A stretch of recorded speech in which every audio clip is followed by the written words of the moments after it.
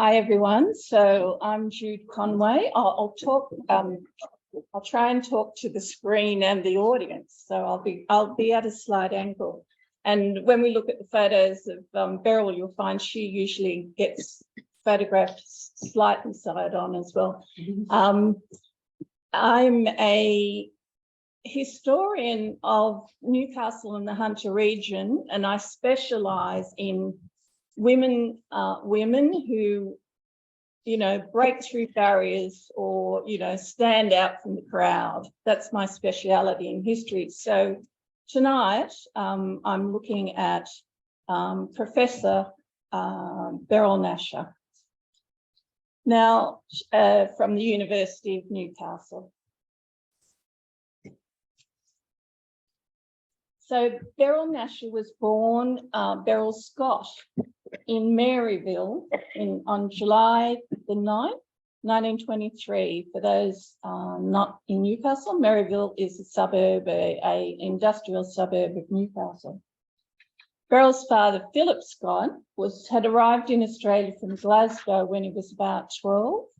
He took an apprenticeship as a fitter and turner, but by the time he retired, he was maintenance engineer at Stewart and Lloyd's tube makers, which was the tube makers were industry. Her mother, Ida Harris, there's some problem here. Oh, I just thought the lights. Sorry, I was trying not to interrupt you. Her mother, Ida Harris, had a lot of grey matter, according to Beryl, and went without the niceties of life to ensure that their 4 children, Beryl was the oldest of 4 closely spaced children, that they all went on to the leaving certificate at school. Her mother-in-law couldn't understand why they would bother, but all 4 ended up excelling professionally. Now, Beryl's first school was Tighes Hill Infants, which I just walked past today, coincidentally. And but when her father was working at the Cardiff Railway workshops, they moved and she went to primary school at Cardiff. She used to have to walk through fields on her way to school, and she loved observing nature. So that was that early interest in what was around us. And she remembered nature study classes in primary school. She used to enjoy those. She always came top of the class, and she was selected for Newcastle Girls High School, which was the school for girls who wanted to stay on to the leaving certificate in those days. Beryl was in the A class at Girls High, studying English, French, German and Latin, which is what the A class did in those days, and also mathematics and a little science. She never failed anything except German. And that was because she hated the German teacher and the German teacher hated her in return. But she had a crush on her science teacher. Now, I'm getting totally carried away and forgetting my slides, so I'll just move along. And now,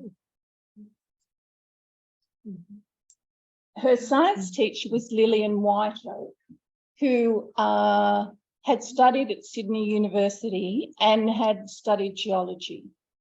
And Beryl was influenced by Lillian to do geology instead of chemistry, was probably the more usual option for 4th and 5th year. And not many schools actually offered geology in those days, especially girls' schools. Beryl reckoned she wasn't outstanding at high school. She was in the A class at a selective school, but in her view, she wasn't outstanding. She was a plodder. And in fact, she did the leaving certificate twice. The first time she passed, but she didn't get the scholarship she wanted. That she wanted to ease the financial burden on the family. They weren't very well off. So for a second attempt in 1941, no one was more surprised than Beryl herself when she topped the state in geology. She was awarded what was called an exhibition in those days from the University of Sydney, and your fees were paid and you received an allowance, probably received a book allowance as well. And she also received a Teachers College scholarship. So she was set up after her second attempt. Beryl got enrolled in Earth Sciences at Sydney Uni, which was geology and geography. And she soon became aware of the influence of Edgeworth David, who was a former professor of geology at Sydney Uni and famous as a pioneer for allowing women in the geology department, both as staff and as students, and in discovering the Greta coal measures in the Hunter Valley in 1886 and for other experts. As an undergraduate, Beryl won the Edgeworth David Prize for paleontology.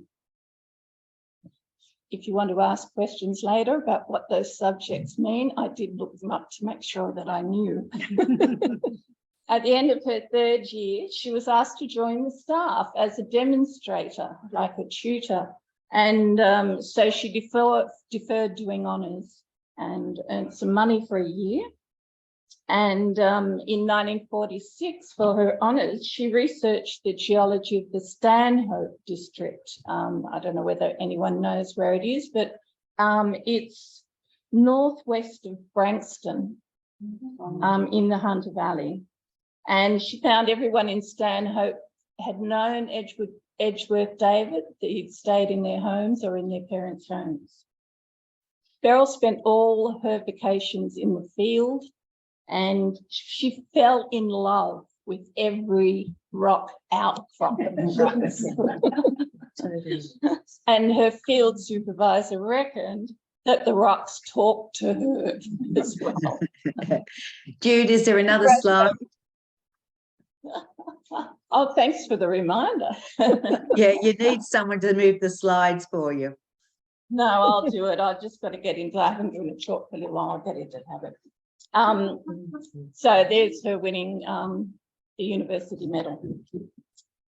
So she graduated with first class honours and won the university medal. She worked as a demonstrator again the following year, teaching a number of returned servicemen. This was 1947, and the government was giving scholarships to returned servicemen, one of who rose to be the head of Australian Oil and Gas Company. In 1948, she had to decide, would she be a geologist? And she wasn't sure what life would be like as a woman geologist in the field, or would she be a teacher? Now, she was bonded to the education department, so she decided to do her diploma of education, and she topped the year. Her first appointment in 1949 was Home Science High, later Hunter High, and now part of Newcastle High School. And the reason she was appointed there was because Lillian Whiteoak was by then the principal of that school and wanted Beryl on her staff. She'd only been teaching one day when she received an express delivery letter from the University of Tasmania offering her a job as a demonstrator. She already decided that she didn't like playground duty. She didn't like signing on and off. So she paid off her bond, and she made it to Hobart in time for the start of the academic year. Now, there, Beryl carried a full load of teaching. She wasn't just a demonstrator, and also helped design courses. So her professor obviously saw her value very quickly. And as well, she began a PhD. She researching volcanic rocks in Tasmania, so finding where they were, mapping them, if they hadn't already been mapped, collecting them, looking at them under the microscope and doing chemical analyses. That's what her research involved. Now, before she'd left Newcastle, Beryl had been nominated by the newly formed Mayfield, whoops, sorry about that. That was me leaning on the laptop. We're not up to that yet. Beryl had been nominated by the newly formed Mayfield Rotary Club and for a Rotary Foundation Fellowship. And in Hobart, she received notice that she'd been awarded one. She was the first woman in Australia to get a Rotary Fellowship and maybe the first woman in the world. She chose to go to Cambridge for a year and she took her rock collection with her on the ship and continued her research, her PhD research. Now in Cambridge, as well as doing her research, she also had Rotary duties. She visited members' homes, addressed Rotary clubs and inner wheel clubs for the wives of Rotarians, because it was a male-only club in those days. She attended 3 Rotary international conferences and spoke at 2 of them. She was often asked questions like, is Sydney a big town? And when she was visiting a school, one of the children was amazed that she wasn't black.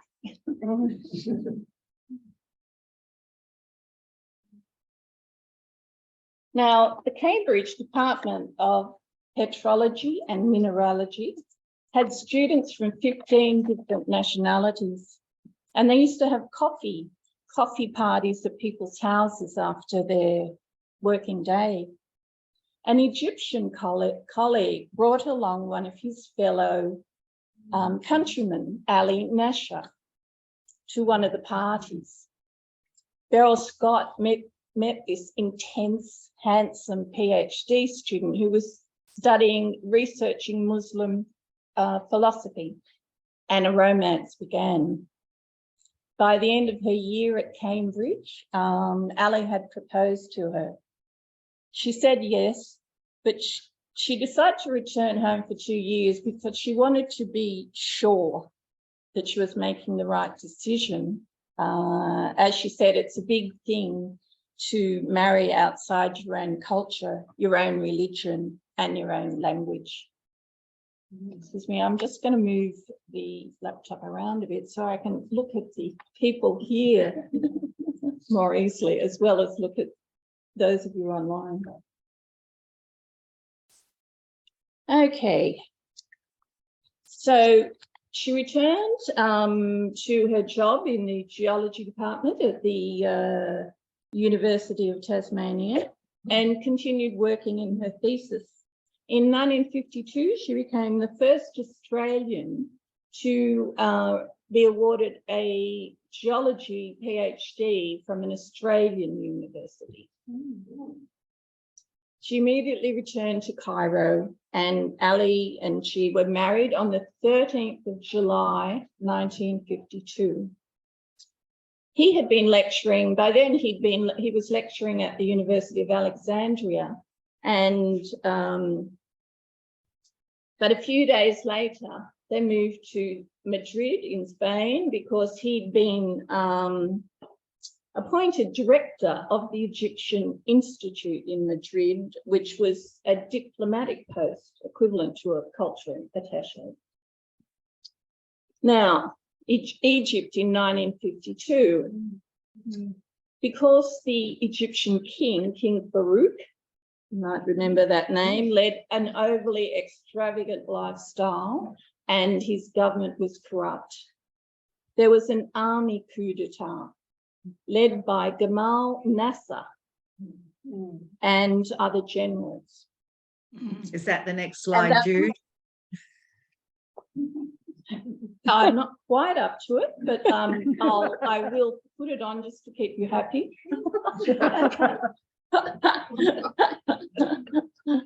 And that was carried out on the 23rd of July, 1952, just 10 days after their marriage. Farouk was forced to abdicate and in favour of his infant son and exiled to Italy. Beryl Nashar only found out years later that Ali, her husband, had been a member of the Revolutionary Council with NASA. Ali knew NASA well. His mother virtually raised Beryl Nashar, and he'd been at their place when they were growing up more than he'd been at home. So it had been planned that Ali Nashar would be out of the country in Spain before the coup actually took place. So that was all fine-tuned. Now, they lived in Spain for about 15 months before Ali was recalled to Cairo. Beryl was expecting a baby by then and wanted the child to be born in Australia because she didn't want him to have to be conscripted into the Egyptian army when he was an adult. So she returned home, and on 4th of November 1953 had her son Tariq Ali in Royal Newcastle Hospital.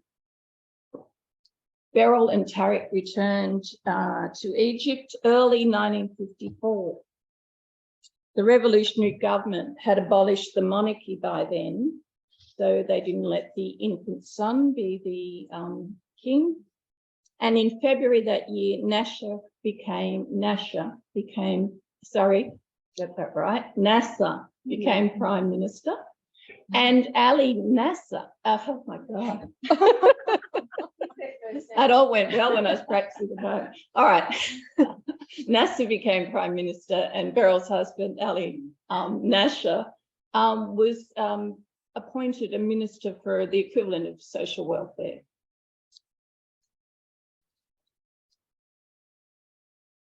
About 6 months later, the Muslim Brotherhood attempted to assassinate Beryl Nashar. In retaliation, Nasser arrested thousands of dissenters and neutralised his rivals. Ali, by then, had actually fallen foul of Nasser and was briefly imprisoned. On his release, he fled to Lebanon, found some work in Lebanon. Beryl went for a brief visit, but they decided it wasn't the best place politically to bring up their son. So they decided that she and Tariq would come back to Australia and Ali would come to Australia when he could. Their plans never reached fruition. Ali never actually lived in Australia. He only visited. And she visited over there a couple of times so he could see Tariq. I just had to learn to live with the situation, she said. So if it wasn't for those turbulent years in Egypt, Beryl Nashar may never come back to Newcastle. So we're lucky. So when she returned, she was emotionally distressed. September 1954, with a 9-month-old baby, having lost a family life and all their possessions. She went to live with her parents, who were now living off Maud Street in Mayfield West. Beryl decided she wanted to re-establish her career, and fortuitously, she saw a job advertised for a geology lecturer at the new fledgling Newcastle University College. The university, cramped into the Ties Hill Technical College, had only started taking science students in 1952 and was still under the wing of the New South Wales University of Technology, later the University of New South Wales. Beryl applied for the position and had to go down to Sydney for the interview. The Novocastrian who looked after her, she reckoned that he must have been fearful of her superior qualifications because he tried to push her into being a demonstrator or a tutor. But the interview panel, once they interviewed Beryl, was foregone conclusion, and she became the second geology staff member at the small university and the first woman at Newcastle University College. She commenced work in the Edgeworth David building at Tyers Hill on the Tyers Hill campus on the 25th of February 1955. Her mother was a built-in babysitter. The science staff was a mix of new appointments and, old technical college staff. Their living conditions were shocking. Beryl was given a tiny petition section of the telephone exchange room. So for years, she worked next to the clickety-clack of the exchange. She loved the teaching, geology, mineralogy, petrology, stratigraphy, that's how you pronounce it, stratigraphy and paleontology. But in the early years, they taught over 20 hours a week, which doesn't sound a lot to the average high school teacher, but a lot of, that doesn't count their preparation, their hours of preparation. There were very few geology specimens, very few rocks and minerals, and equipment-wise, it was hard to even get a box of matches. One of her greatest disappointments was that she wasn't able to do any research because there was no equipment. When she was invited to give a paper at an important symposium in Hobart, probably invited by her former professor, I imagine, there was no money for expenses. So the college, the University College warden, Ralph Basden, contributed towards the cost, and he asked the manager of BHP, who put some money in as well. I don't know whether it was his own money or BHP money, I'm not sure.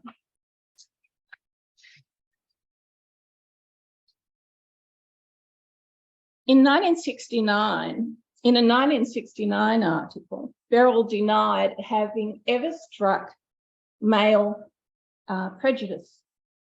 But by 2001, she admitted that she had been discriminated against salary-wise.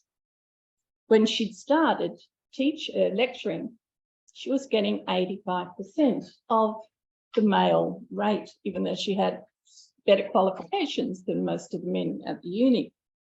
By 1958, there were 4 women on the staff at the Newcastle Uni, and because arts had started up, the arts section had started up by then. So they took their case for equal pay to court. Beryl was lined up to give evidence. She was a bit nervous, but a decision was reached out of court. So they toasting the men who supported them in their application for equal pay. Beryl on the right there. All right, so glass of champagne, I imagine. In 1965, when the college became the autonomous University of Newcastle and geology became a full department, Beryl was appointed foundation professor, having applied for the position which was advertised throughout the world. She was still the only woman on the geology staff. There were no other women professors at Newcastle Uni until the Faculty of Medicine was established in 1978, and a woman psychiatrist, Beverly Raphael, had a chair. Beryl had had input actually into the establishment of the medical school and was on the selection committee to appoint the first dean. More about committees later. As Professor of Geology, Beryl always took the first lecture of the year. And she told the students the rules of the rules. For example, students must wear proper shoes in the geology department because she didn't want them to drop a box of rocks on their feet, on their thonged feet. She wasn't an authoritarian professor. She let the staff choose, the subjects, their specialities, what they wanted to teach. And her department was innovative. They introduced vivas. I I assume you all know that Vivas are oral tests instead of oral examinations instead of written. And she reckoned they were very effective because the students actually studied harder for a Viva than for a written test. Now, as professor, she had to occasionally entertain groups of all men and pay the bill afterwards. In the days when women didn't do that sort of thing. She just had to be very diplomatic, she said. Perhaps it was more than just diplomacy. A Women's Weekly journalist who interviewed her in 1968 declared it would be a very hidebound male who could indulge in personality clashes with Professor Nashar. In that year, 1968, Beryl was elected by 60 male staff as the Dean of their faculty. She was the first woman Dean of Science in Australia. You hear the word first a lot in this talk. The Vice Chancellor, Newcastle Uni Vice Chancellor, James Ortmuth, was very proud. I know in 1971, 25% of the students at Newcastle Uni were female, by the way. So this is a very male-orientated university dominated by engineering, of course. And so actually by the time, by 1968, nearly a quarter of the geology students were female. And although many of them ended up as teachers rather than as field geologists, females, in the 68 interview, she said the female students from 1967 had all got jobs, but they had to fossick around, which was a nice little turn of phrase. They had to fossick around to get their jobs, because what happened was they'd apply for a job and they'd sign their name using their initials, and they'd get the job even without an interview. And but once they, of course, the company found out they were women, that their job was taken away. So the company started writing back, if you are a male, we are interested. So Beryl saw lots of discrimination in her time. Now, during the mineral boom, this is interesting, during the mineral boom from 1969 to 72, there was a mineral boom in Australia. Geology became the subject that people wanted to study. Beryl recalled we had huge numbers. We had to use 3 buses to take our first year students on an excursion, compared to 1 truck formerly. She did her share of taking excursions, which she used to enjoy. And she said, it's surprising what you learn around a campfire. From 1973, when biology was introduced as a subject and the boom was over, the numbers dropped. Now, just back to Ali Nashar. Years earlier, Ali had returned to to Egypt from Lebanon, and he got his old job back at the University of Alexandria. But he was never able to get a visa to get out of the country. He reckoned he knew too much. And it wasn't until 1972, after NASA had died, that Ali was managed to travel to Australia for a short stay. His next visit was longer, but he couldn't get a job here. His speciality, Muslim philosophy, was not taught in Australia at that time. And he wrote a book during that stay, but he missed the academic climate. So he accepted an offer of a professorship in Monaco. By this time, his political views had changed completely. He had been a young revolutionary with socialist tendencies, but he saw firsthand how power corrupts all sides of politics, because NASA NASA had been getting support from the Russians, and had spoken words of socialism or communism in the early days, but he was corrupted just like King Farouk had been. So Ali Nashar died on the 1st of September 1980. knowing that he was dying, he'd managed to get back to Egypt 2 weeks before he died, so he could die in his homeland on Egyptian soil. Now, before I began this research, I had assumed that Beryl had no dependents because, you know, I used to read about her in the probably from about the mid-60s onwards in the Newcastle Herald. You know, everyone knew who Beryl Nashar was if you were in Newcastle. And there was never any mention of her son, Tariq. Whoops, something went wrong there. Okay. So anyway, I did find 2 photos when I was doing my research. So the 1962 photo was taken by photographer Ron Morrison, probably for the Newcastle Herald. And the 1968 photo is from the Women's Weekly. Now, it seems that Beryl, as well as her other activities, also went to do volunteer work at Tariq schools and watched him play cricket. And local history librarian Sue Ryan, who probably many of you know, told me that Beryl was her great aunt, her grandmother's sister, and updated me on Tariq. So he became a consulting geologist, married a French woman, and lives in Sydney. Yeah. Now, just back to Beryl. Besides her lecturing, she published 4 books.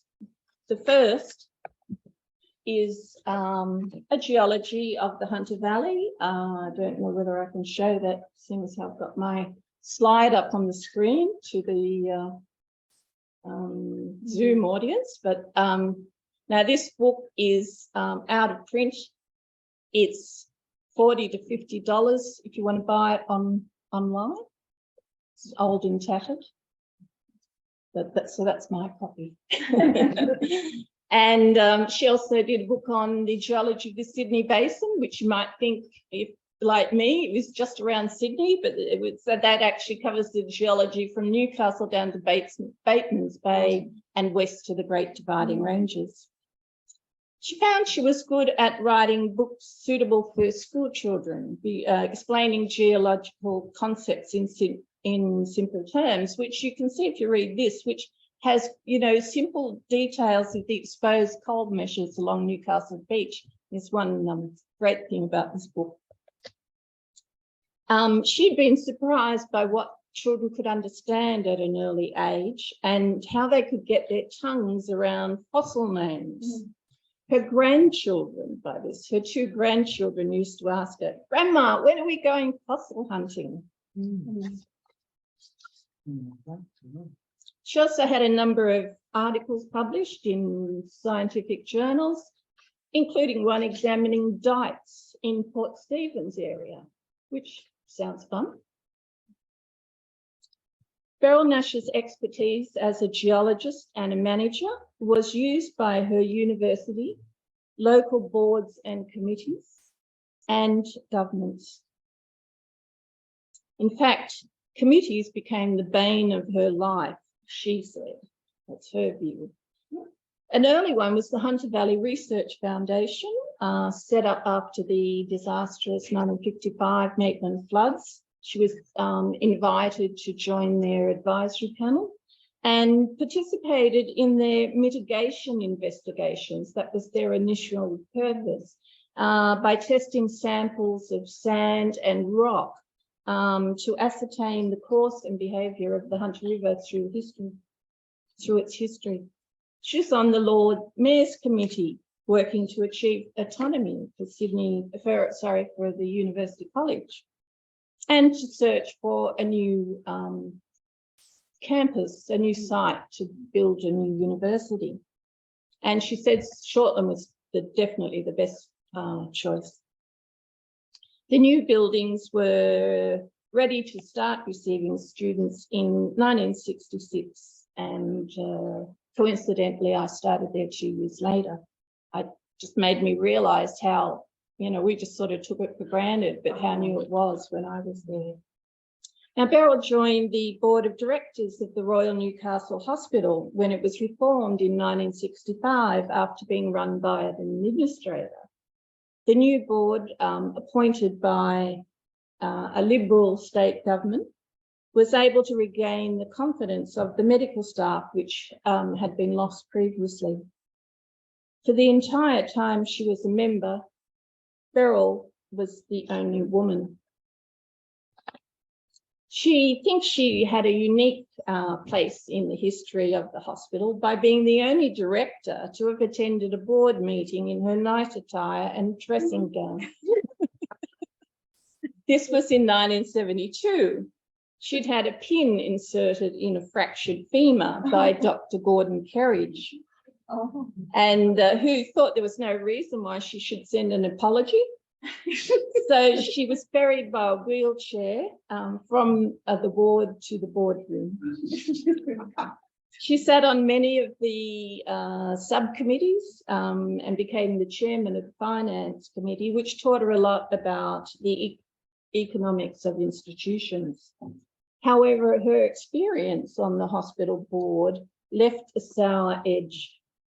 In December 1981, having given 16 years and 3 months, to be exact, voluntary service, no payment, she learnt from the media that she and 4 other members who'd all been appointed way back were not reappointed by the Wran Labor government. Beryl was not a member of any political party and was annoyed that a woman who, in a way, replaced her was the secretary of a local ALP branch and a housewife, which Beryl doubted gave her sufficient experience to have much to say about how a $50 million institute should be run. She did receive a certificate of appreciation 4 years and 8 months, to be exact, later. So that's now, Beryl Nashar retired from the university after 25 years in the job on 25th of February 1980. I know what I'll just go back to this one. I think I've switched around something in my slides, but that's a lovely image of, at the Shortland, of course, now Callaghan, the Shortland campus. All right. Now, but she didn't retire from committees, of course. In 1981, she was invited to sit on the board of directors of the Greater Newcastle Building Society and was elected chairman in 1983, which position she held for 3 years. And during that time, she was the only woman chair of any building society in Australia. So as well as firsts, the word only woman also comes in a lot. Also from 82 to 87, she was a member of the academic committee of the Higher Education Board. Now, you know, listing the boards and committees she's on is very boring. And if you want to know more about them, there's tons online about Beryl and all the committees she was on. I've just selected a couple. She said she gave her time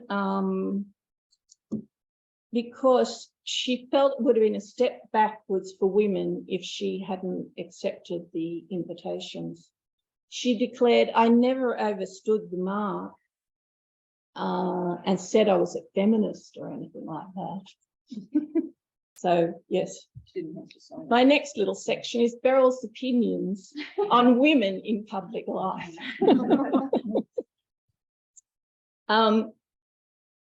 Women could, this is Beryl's thoughts, women could not waffle on without knowing the facts, as many men did, and could not afford to fail. You have to work twice as hard as a man to get recognition, she said, and accordingly, she slept only 6 hours a night, I should say, slept only 6 hours a night. In 1976, she declared that Australian women were lagging behind women of Britain and Southeast Asia in taking positions in public life. And in many cases, women were their own worst enemies because they did not apply. She seems to have forgotten her female geology students applying for jobs.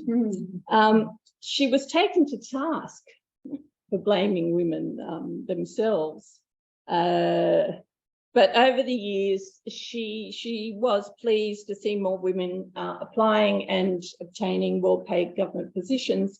By 1989, Beryl could say these days, you hardly ever hear about a first for women. That's good because we are now accepted.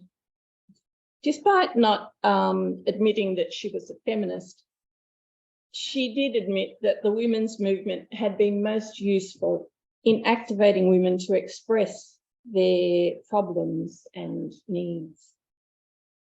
Now, back when Beryl had returned to Australia in 1954, she couldn't join Rotary, of course, it was an all-male club. So she joined Business and Professional Women's Club in Newcastle. It was an outlet away from academic life and family life and terrific for female fellowship. Unsurprisingly, she was elected president from 58 to 61 and in 1968 as well, and then became national president from 64 to 66. And in 1974, she was surprised and awed to be elected world president of the International Federation of Business and Professional Women. So that was leading 300,000 women in 56 countries work on improving the status of women. Newcastle University deemed her position brought the university honour. So she deemed that she could use her secretary to assist her. She had a bag permanently packed. It was nothing, she said, for me to go to London for an executive meeting over a weekend. I never missed a lecture, she said, but I had to reschedule. It's amazing what you could do if you try. If you're Beryl Nashar, I don't know what that. Now, women were allowed in a Rotary from 1989. So at some point, Beryl became active in a Rotary club, and I think, we think it was at Mayfield, her original sponsor.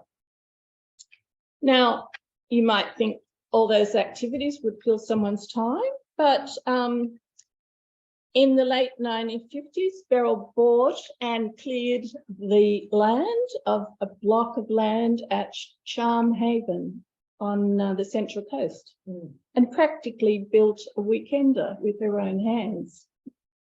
The family retreated there every possible weekend for picnics, swimming, prawning and fishing. They had a boat, of course.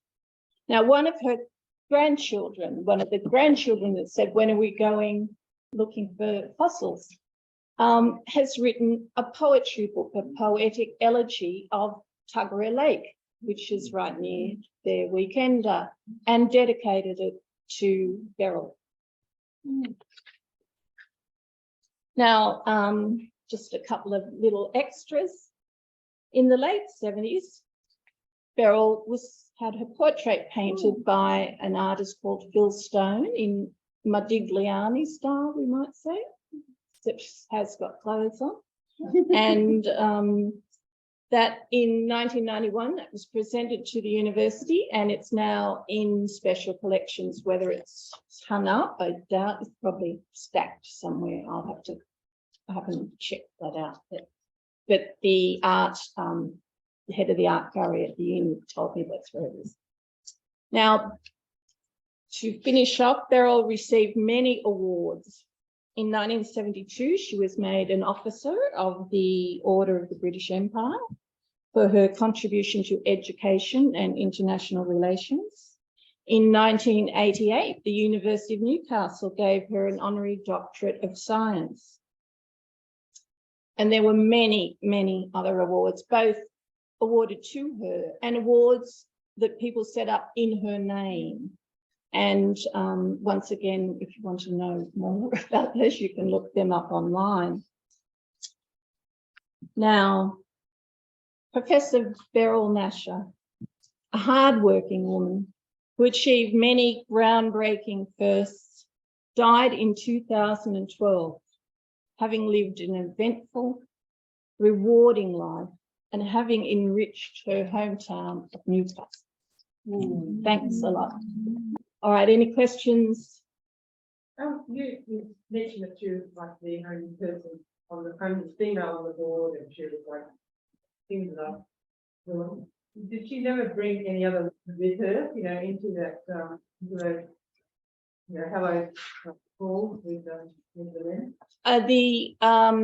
When I posted on Facebook that I was giving this talk, a woman called Maureen O'Brien, I don't know whether any of you know her, she's maybe my age, but she's a musician and you know, does musical performances, been around for a long time. She said when she was in the corporate world, Beryl was a mentor to her and very encouraging of women. Yeah, but I don't know, you know, I'm not sure how you got on these boards. I mean, she was invited on. I don't know that she could just say, oh, why don't we take blah, blah. And also what women, I mean, she would have known women in the business and professional club, but in her own faculty, of course, it was all men. Sorry, can you just take your mask off for a minute? Thanks, Jo. Well, she was a professor, so you know, she would have the opportunity to employ people. There were a couple of, she wrote a little book called 25 Years, the first 25 years of the Newcastle Uni Geology department. So I looked through that, and there were some demonstrators, female demonstrators, and she was certainly encouraging of the female students. So I think she was encouraging of females, but her message was you have to apply. Jude, I can add a little bit to that from personal experience. My degree covered 1964 to 1966, so that was 2 years at Charles Hill and one at Shortland. And I was in arts, but we all knew who Beryl Nashar was. We all knew she was the first this and the first that and so on and so on. And we all looked up to her as a symbol of what we could achieve. So not even being in science, geology, she had an impact on the other students. And my image of her is walking around, always very erect, often with a gown on, and she looked as though she owned the place. She rode everywhere, looking like that. That photo of her walking now, you know, with the university symbol behind. Yes, I think. Oh, that's a beauty, especially that building's not even there anymore. No, McMullen building. Yes, I was in it when just before it was pulled down. It's my last. Yes, she was, and I think the Newcastle Morning Herald loved her. There were many articles. You know, obviously I could search Trove up till the end of 54, and it's harder to search for articles after that, but I did, you know, have some. And yeah, they often, she was often featured because she was always being the first woman or the only woman or whatever. You were talking about paleontology and all those things, and I worked at the Australian Museum in the mid-60s. And when I saw her face there, I thought I've met that woman, I'm sure, because she was so familiar. But I worked as a museum assistant in the different departments, and Dr. Fred McCarthy was the professor or the head of archaeology, anthropology and paleontology in that year. And I just wondered if I'd met her there, because she was so familiar when I saw that photo. Trying to remember the name. Just looking at the dates he quoted, that he retired from there in 64. So it sounds a bit similar to a name. Her professor in Hobart at the University of Tasmania she actually considered him to be one of her mentors. He was very encouraging. His name, Bean McCarthy. But she obviously got around. I mean, I just can't believe how did she do all those things? As I said, I didn't list all the committees. How did she, New FM, you know, secondary schools board, they go on and on. And you know, a lot of them were in Sydney, so she may well have, you know, because the museum had a lot of people coming in and out all the time yeah, doing research, and it was our job to get all the specimens All out the ready and rocks, lay them out. And she may have them well have organised, gone yeah. down to look at some rocks. She was so familiar in that photo. So She was made a fellow of the Academy of Science, and they've done a wonderful interview. Is that the one you looked at, Mel? I got a couple of those. Science, trying to think what it was. I Oh, no, posted it on Facebook. Yes, there was the Academy of Science did an extensive interview with her, and had lots of photos in it as well. So she's been very well covered, and I mean, in the business and professional national president, she must have been in Sydney a lot. The national president, I imagine they would have met in Sydney. and people like that turned up at the museum because we had all the available things for them to research and use. It was just, I love the job. It's a great place to work. Jude, where is she buried? Just Well, the funeral ceremony was at Ryhope, so it may well be there. I don't know whether she was buried or cremated. They do they have both there? I haven't been. Yes. Yeah. excuse me.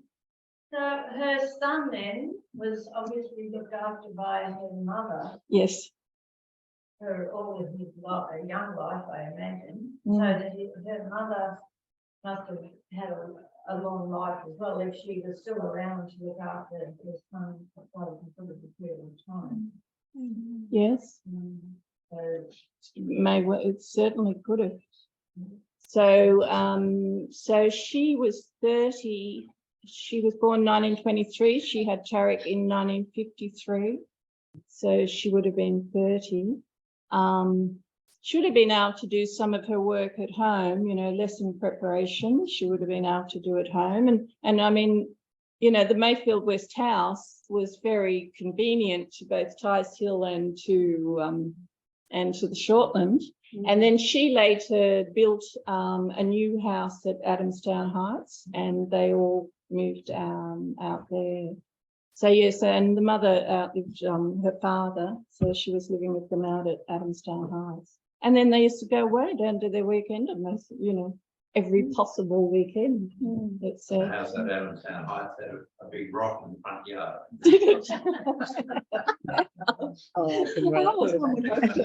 I wonder, was it volcanic or was it Sedimentary. sedimentary? Could have been a fossil. So you know where she lived. Yeah, Princeton Avenue. Oh, okay, yes. About the second or third corner house. Right, yeah. My parents were friends of Ida and with Scott, and I've got these memories because Phil was a rather rotund Scotsman, and he used to sing, and we used to have these musical evenings, and his favourite was "I Belong to Glasgow." And I have a photo here. I don't know if you're interested in it. Yes. It's my mother, Beryl, and her mother, because you didn't have a photo of her mother. I'd love to have a look. Yes, I'll talk to you after. We can can photo post it so that we can see it. Yes, I'll take a photo of it if I can. I might get Joanna to take a photo. She gets a straighter and I can scan it. yeah. So yes, so she was a Newcastle identity, and you know, like Sue Ryan saying, "Oh yeah, that's my great aunt." Oh yeah. So my father worked with Stuart Moore, that's the connection. Yes. So we can work. So I heard when he retired, a graduate took his place. You know, whereas I don't know, he'd left school at 13, I think. So he hardly had any. Sorry. He was a good- Hello, I'm going to interrupt. Are you taking inquiry or questions or comments from people who are on Zoom? Oh, of course. Yes, you're just going to have to interrupt and be assertive. Well, I have. I attended Newcastle Uni as a mature age student and graduated in 79. And I was lucky, well, I had been steered towards the BPW Club of Newcastle, and Beryl was the first person I met there, and she took me under her wing. And through a varied public service career, because I came to Canberra not long after I joined BPW, and she steered me not to an international career, but to a career in BPW as a vice president looking after policy. And I must say, it complemented the work I was doing in the public service. And even as late as probably 2008, I attended, I'm not sure, the restaurant at Charlestown Heights in one of the hotels there. And there was Beryl sitting there with her son, Tarek. And I identified myself, and she was over the moon to think that somebody from way back when had seen her and recognised her. I mean, she... Oh, sorry. She still had her, she was still with it. And you're talking about the house at Adamstown and Charnwood. It's brought back lots of memories. Thank you.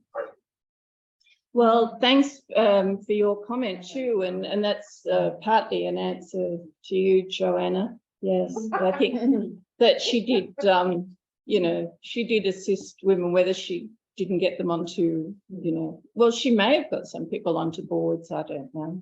But the people that have met her found her, that she was the... Yes, she was a special person. Mm-hmm. Yeah, she was, yes. So, Robin, how did you hear about this talk, just for interest? I'm actually a member. Because I have a long history in Newcastle, and there was information I wanted, and I thought the only way I'm going to get it is to belong to Newcastle FHS, and I'm a member of ACT FHS, so I've got dual membership. Okay, great. There you go. And I have used your library a couple of times when I've been up visiting family, so watch this space. Okay, any other questions from our Zoom participants? I can't actually see chat or whether any hands are up, I'm afraid, so just be assertive. So maybe over the side. Anyway, it's all quiet, no one's speaking. No, I think that's everybody, because you have I'll write down on this. Okay, all right, well, any more questions? Oh, yes. Yeah, you mentioned at the beginning that her whole family was very successful professionally. What did the brothers and sisters do?